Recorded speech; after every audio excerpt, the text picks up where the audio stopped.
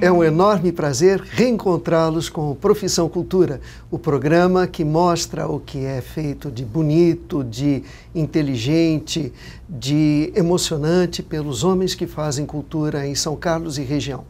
Hoje eu tenho a grande alegria de ter ao meu lado o Trix, o nosso arquiteto. Tudo bom, Trix? Tudo bem, você? Muito obrigado. Fico muito feliz de poder falar um pouquinho sobre a minha história, a minha vida. Então vamos começar. Não é? Vamos começar. Você nasceu em São Carlos? Nasci em São Carlos e até antes dos bastidores eu contei para você que minha vida começou no marco histórico da cidade, que é a Catedral de São Carlos. Eu morava num prédio em cima do Banco do Comércio e Indústria, na qual meu pai era gerente geral. Então eu nasci lá, as meninas cresceram também, nasceram nesse prédio. Eu tenho assim uma longa visão e uma vasta história da cultura são-carlense, dos prédios históricos também. Tá. Você então nasceu ali naquela esquina da Catedral, né? Subindo a avenida, a esquina da Catedral, aquele prédio maravilhoso. O Banco do Comércio e Indústria. O Cominde, é isso. E, bom, nesse período da sua infância, havia vários moradores ali, não era estabelecimento comercial. Quem que morava lá? Com quem que você conviveu na infância? Residências maravilhosas, Dr. Santini, Romeu Santini, sim, médico amigo do meu pai e da família.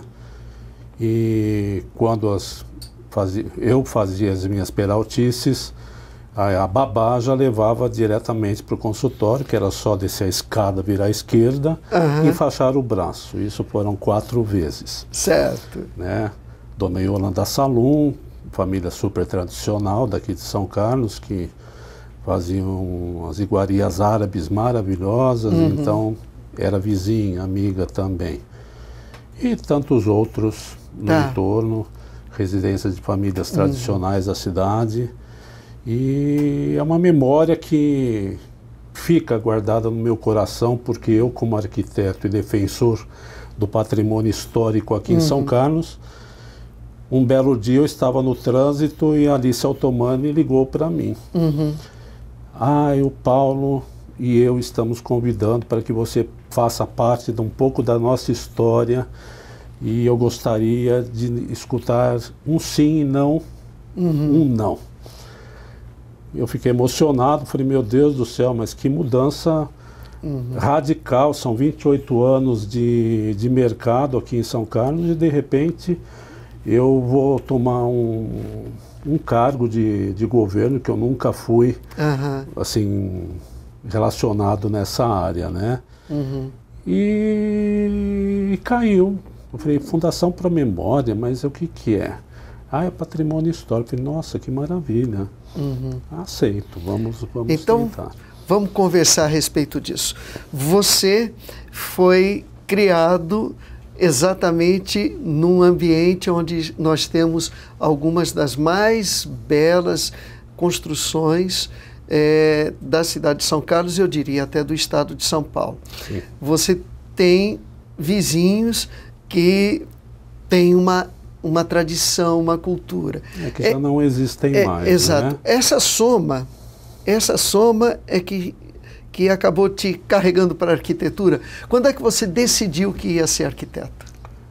Meu pai, pelo fato de ser um administrador de empresas e a vida inteira o sonho de um filho homem, também ficar careca como ele e ser administrador, ter uma facilidade de entrar num banco ou qualquer outra ligado a neste ramo.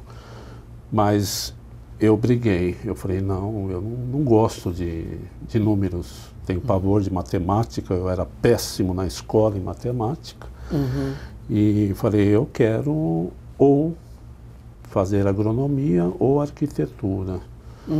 E um belo dia uma professora pegou alguns desenhos, alguns rabiscos que eu estava na aula dela criando, já eram, residências, mansões, jardim. Eu fazia uma elevação, tipo fachada frontal, com pessoas e carros na escala original. Isso chamou muita atenção dela. Falou, não, esse menino tem uma habilidade para a arquitetura. Então, eu acho que não podemos esquecer de cultuar um pouquinho desse gosto, desse feeling do rapaz. E avisou, contou para minha mãe. E naquela época a gente passava por testes vocacionais nas escolas, né? E deu, para desgosto do meu pai.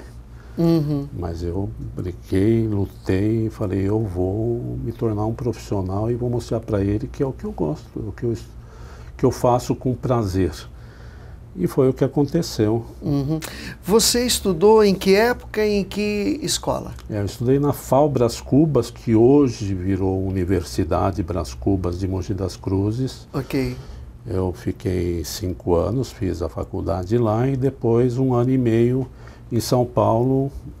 Já estava 4 com estágio, virei chefe de um departamento de desenho, de arquitetura. Era um escritório famoso na época, e quando meu pai se aposentou e voltou para São Carlos, falou, não, eu quero um filho homem ao meu lado. E fez aquela proposta de, eu lhe dou um imóvel, eu dou toda uma estrutura para você voltar. Eu fiquei com 2 facas pontiagudas, uma do lado da outra. O meu chefe, eu triplico o seu salário, e meu pai, eu quero que você volte. Eu falei, não, mais uma vez eu preciso provar para o meu pai que eu virei alguém e quero me tornar um bom profissional.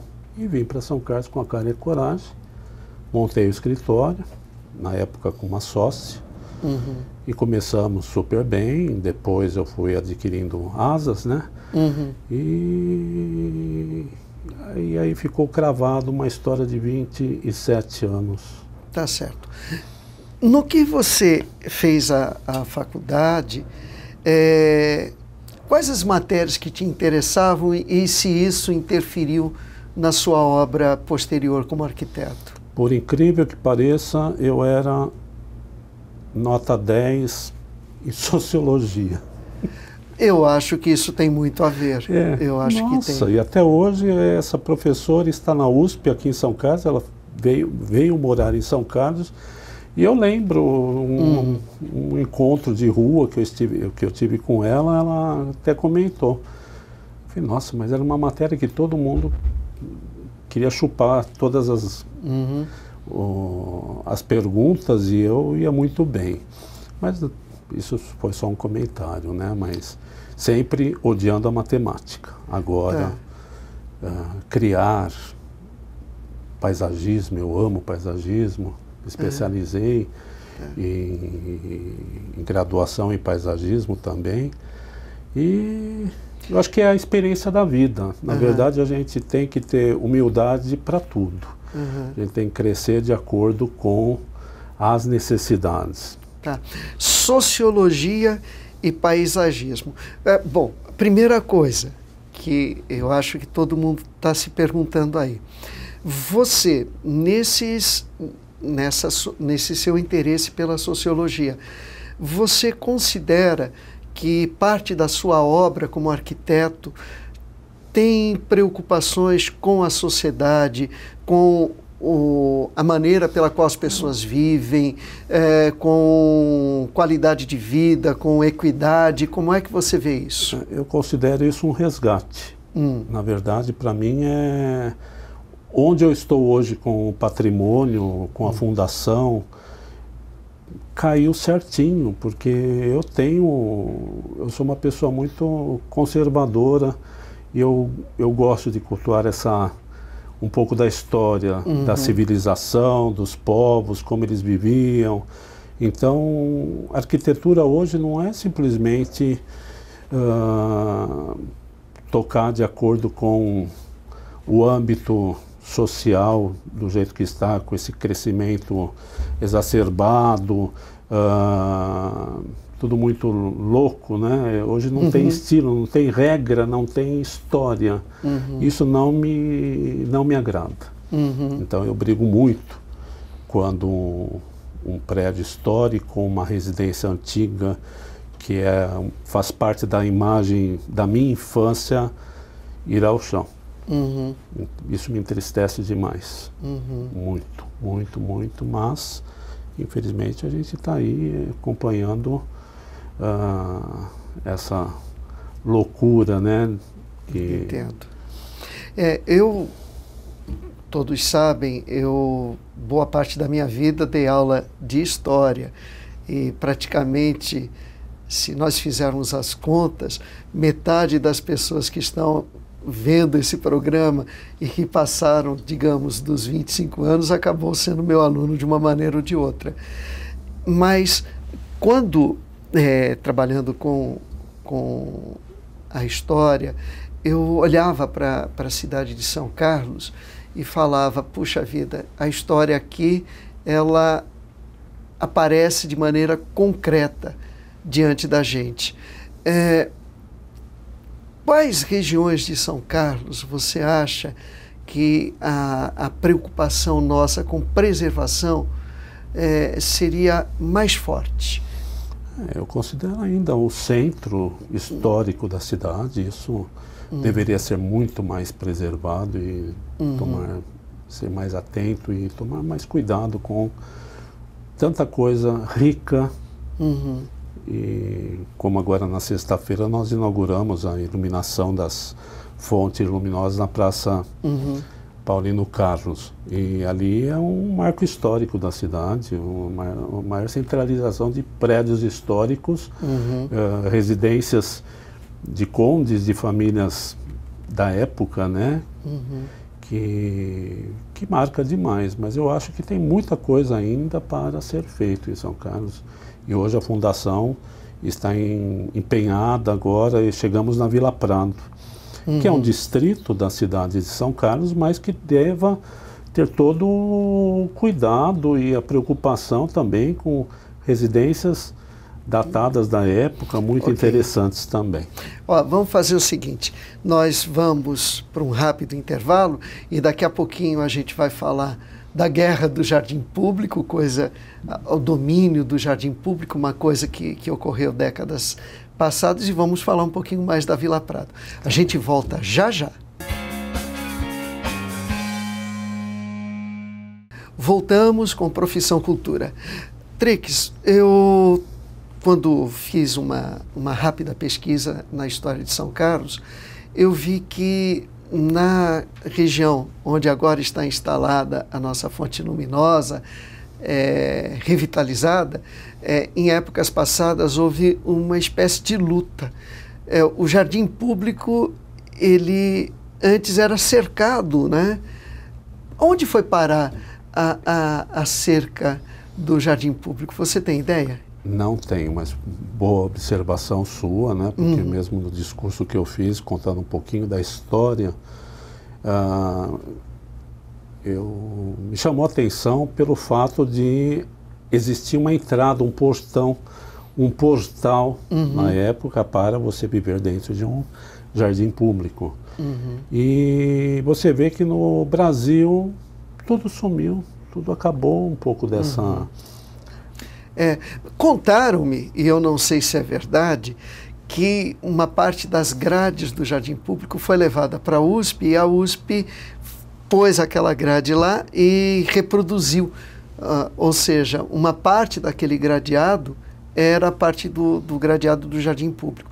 Mas ninguém me confirmou até hoje. Não tenho essa informação, mas fico lhe devendo e vou tentar pesquisar, porque com certeza ou foi sucateada ou transformou em alguma coisa. Vou até torcer para que isso seja verdadeiro. Deus queira. Mas assim, hoje você viaja para fora, para a Europa, mesmo para os Estados Unidos, Nova York, que é uma cidade, vamos dizer, cosmopolita, mas hoje existem parques maravilhosos com as grades originais da época, que eram os redutos mesmo, de segurança, né? Uma forma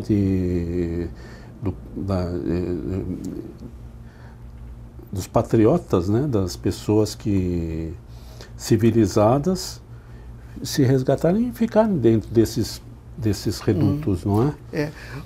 A informação assim histórica é que o Jardim Público ele tinha um coreto no centro onde está a fonte. Central. Onde está a fonte era um coreto. E havia uma competição entre dois maestros e a grade acabou, de certa forma, servindo como um embate. Quem que pode tocar as músicas lá no Jardim Público? E, bom, o coreto se foi, a fonte estava degradada, né? Houve uma recuperação. A Fundação, a Promemória, participou desse processo? Sim, como é que foi? Em 2005, essa fonte veio para nós, né? Que é a primeira, que é a menorzinha, na qual eu brincava, colocava meus pés lá e fugia da minha residência, que era na esquina da catedral. E está lá hoje, protegida. Nós temos todo um cuidado de manutenção. Nós temos os nossos funcionários que fazem todo o cuidado de limpeza, de conservação e de aviso também quando se aplica algum vandalismo, alguma coisa que a prefeitura, pelos serviços públicos, nos acodem, né? Mas assim como todos os outros monumentos históricos da cidade, é de preservação da Fundação Promemória. Ok. Tá? Vamos falar da Vila Prado. Você disse que a Fundação Promemória está voltando seus olhos para Vila Prado. O que você apresenta que é interessante preservar na Vila Prado? Antes de falar um pouquinho da Vila Prado, eu queria só ressaltar que nós começamos pela Rua General Osório e todo o entorno do comércio da Baixada, né? Que ali existe uma história maravilhosa de prédios da época, históricos, que foram totalmente mascarados pela propaganda e pela comunicação. Como em São Paulo, via de regra, aconteceu um projeto, um decreto-lei que fosse tirado toda aquela máscara, as placas, e melhorou bastante. Sim. E é o que nós estamos querendo também aplicar aqui em São Carlos. Se conseguir em tempo, né, que isso aconteça, mas também é um marco histórico maravilhoso e eu acho que cabe um pouquinho da sociedade civil e dos proprietários desses imóveis para tomar esse cuidado também, porque fazer uma releitura da história das nossas vidas é só por via mesmo de bom senso e querer que isso aconteça. E é tão gostoso morar numa cidade bonita, né? Maravilhosa. Jaú é uma cidade que me encanta. Eu tenho um casal de amigos pessoais, assim, que ela tem alguns prédios que fazem parte do patrimônio da família. E um belo dia ela me levou a dar uma volta e falou: Luiz, olha, aqui está alugado para o Banco do Brasil, mas é um prédio datado de 1898. Coisas lindas, assim, riqueza histórica mesmo, né? E aí vem a Vila Prado, que também tem uma releitura muito interessante de algumas residências com alpendres, casas que antes quase funcionavam como uma mini chacrinha, né? Que eram terrenos grandes e muito arborizados também. E nós estamos catalogando um número bastante coerente lá para classificar e conservar um pouco para que essa história também não desapareça. Não fuja muito do que, com o que aconteceu com o centro da cidade. Tá certo. Né? O centro da cidade, eu tenho observado, alguns casarões, apesar das placas na frente, são neoclássico, né? Tem coisas... A maioria é neoclássico. Neoclássico. E nós temos lá na Vila Prado neoclássico, é estilo colonial, não, como aí é que já é? vai mais para um estilo colonial. Colonial. Né? Que residências até operárias, as vilas ferroviárias, Isso é né, interessante. que ainda existem, né, no bairro, não sei se é bem Vila Prado, mas as residências operárias da ferrovia estão lá, são lindas, Sim. estão lá decapitadas, né, na verdade eu nem sei se é bem esse termo, certo. mas assim, sem o cuidado do poder público, eu acho que isso está nas nossas mãos para poder avaliar e colaborar também, né, com as diretrizes, com as normas que a Fundação hoje rege, como uma grande colaboradora da Prefeitura. Okay. Eu digo muito para o Paulo, quando eu entrei na Fundação, que eu sou um defensor e eu luto pelo patrimônio da cidade. Comigo não tem, deixe dar um jeitinho, faça alguma coisa que possa resolver ou amenizar a situação. Não, não. Eu acho que quem tem palavra, quem tem postura, ideologia, eu acho que você tem que ir até o final. Custe o que custar. Hoje nós estamos com a chaminé, conseguimos licitar a obra, ela já iniciou a semana passada, a obra do restauro, que foi uma polêmica na cidade também. A chaminé vai cair, a chaminé vai matar não sei quem, Então eu falei, não, vamos dar sequência, e corremos atrás, e graças ao apoio também da Câmara, nós tivemos também essa colaboração, alguns empenhos, mais um dinheiro que a gente tinha na Fundação, nós conseguimos revitalizar e com um restaurador de gabarito, ele está aí no comando também, e é isso que é o gostoso, um pouco da história pública que eu estou vivendo, que na verdade eu não gosto, mas quando se fala em beleza, em história, em patrimônio, caiu muito bem, e eu acho que a minha função é preservar e trabalhar para isso. Olhando o macro, existem estruturas como, por exemplo, as imediações da ferrovia. Com a privatização, uma grande quantidade de prédios acabou não tendo uma utilidade precisa por parte de quem privatizou.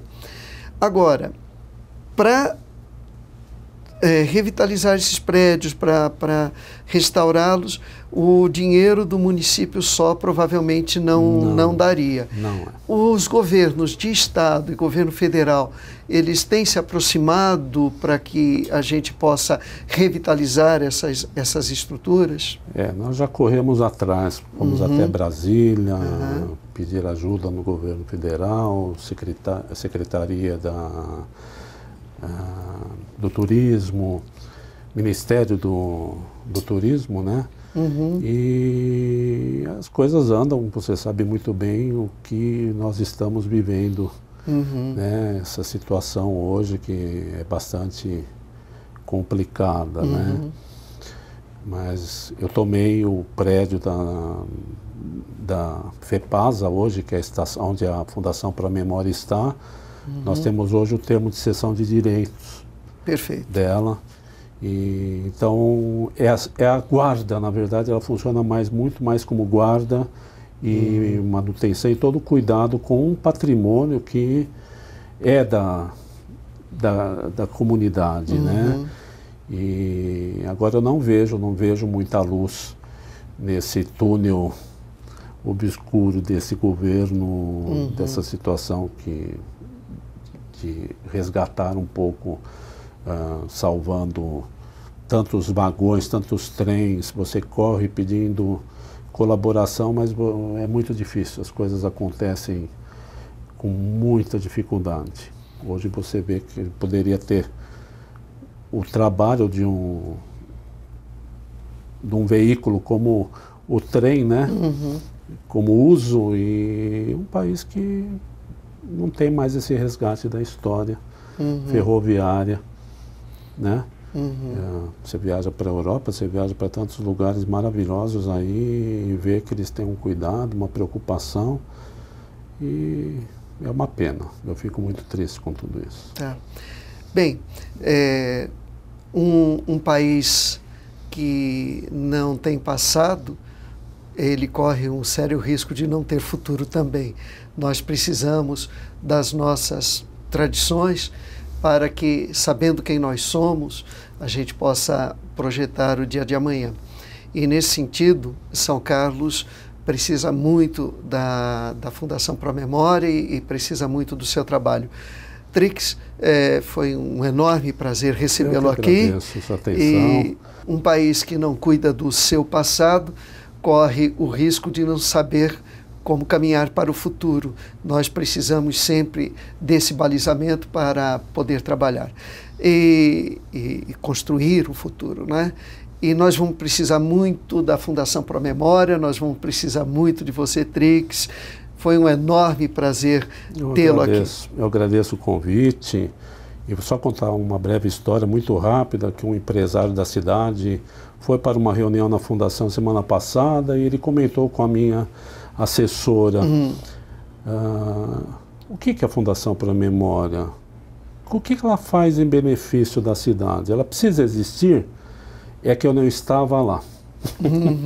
Eu fiquei louco da vida, eu falei, meu Deus do céu, falta informação, sabe? Falta todo esse cuidado, e é isso que a gente tenta manter com postura, eu tenho assim, um corpo técnico maravilhoso lá, desde as pessoas que eu levei como cargos meus de confiança, mas também as museólogas, as historiadoras. Eu estou muito feliz aonde hoje estou. Tá bom. Então a gente encerra estendendo o agradecimento, já que o Trix falou, a todo o corpo funcional da Fundação Pro Memória. E o Profissão Cultura volta na próxima semana, sempre com uma pessoa que luta pela cultura de São Carlos e região. Muito obrigado.